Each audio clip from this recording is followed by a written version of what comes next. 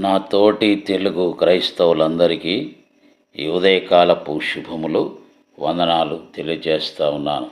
దేవుని వాక్యాన్ని చదువుకుందాం. అపోస్తలుడైన యోహాను గారు రాసిన ప్రకటన గ్రంథం 6వ అధ్యాయము 10-11 వచనాలను నేను చదువుతున్నాను. వారు, నాథా, సత్యస్వరూపి, పరిశుద్ధుడా, ఎందాక తీర్పు తీర్చకయు మా రక్తము నిమిత్తము భూనివాసులకు ప్రతిదండన చేయకయు ఉందువని బిగ్గరగా కేకలు వేసిరి. తెల్లని వస్త్రము వారిలో ప్రతివానికి ఇయ్యబడను, మరియు వారి వలనే చంపబడబో వారి సహదాసుల యొక్కయు సహోదరుల యొక్కయు లెక్క పూర్తి అగు వరకు ఇంక కొంచెము కాలము విశ్రమింపవలనని వారితో చెప్పబడెను.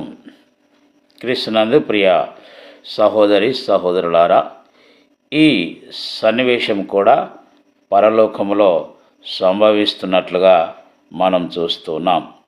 యోహాను గారు ఇదంతా కూడా ఆయన దర్శన రూపంలో చూస్తూ ఉన్నట్లుగా మనము గ్రహించవలసిన వారమై ఉన్నాం.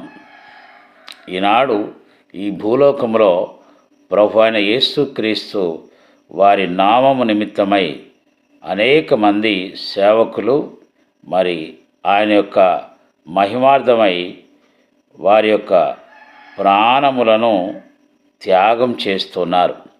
అనగా క్రీస్తు కొరకు హతసాక్షులుగా వారు మరణిస్తూ ఉన్నట్లుగా మనం చూస్తున్నాం. క్రీస్తు కొరకు చంపబడినటువంటి వీరందరూ కూడా అక్కడికి వెళ్ళిన తర్వాత దేవాది దేవుని సన్నిధిలో ప్రభు అయిన యేసుక్రీస్తు వారికి పెట్టుచున్న ఒక మొరగా మనం చూస్తున్నాం. వారేమంటున్నారు? నాథా, సత్యస్వరూపి, పరిశుద్ధుడా, ఎందాక తీర్పు తీర్చకయు మా రక్తము నిమిత్తము భూనివాసులకు ప్రతిదండన చేయక ఉందువు అని వారు బిగ్గరగా కేకలు వేస్తే అక్కడ మరొక స్వరం వినబడుతుంది. ఏమని? వారి వలనే చంపబడబో వారి సహదాసుల యొక్కయు సహోదరుల యొక్కయు లెక్క పూర్తి అగు వరకు ఇంకా కొంచెము కాలము విశ్రమింపవలను అని వారితో చెప్పబడుతుంది.